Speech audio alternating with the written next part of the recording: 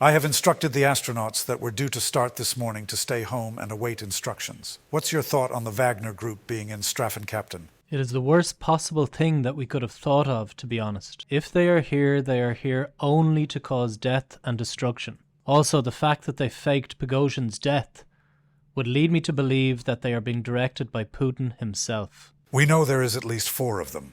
What's the chance of them having larger numbers? Who knows, General? We can check the airport arrivals for the last week, but if they are sponsored by Russia, they could have come in a private plane, ferry or private boat.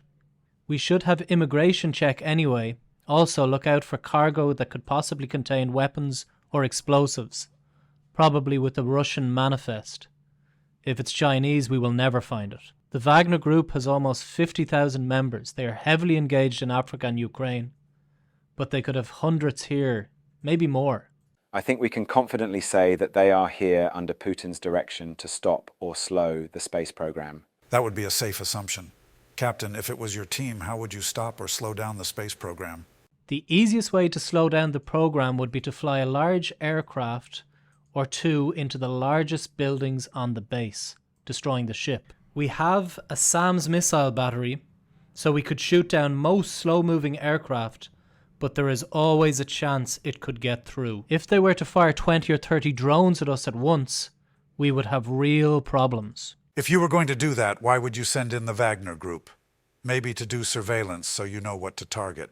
100% possible, but if it's the Russians and the Chinese, they have satellites that could monitor our activity 24 hours a day. For a full ground attack, they would need 100 to 200 men. That would overwhelm us quickly before backup from the Kura camp arrived. It would also likely be a suicide mission unless they had air support and an evac plan.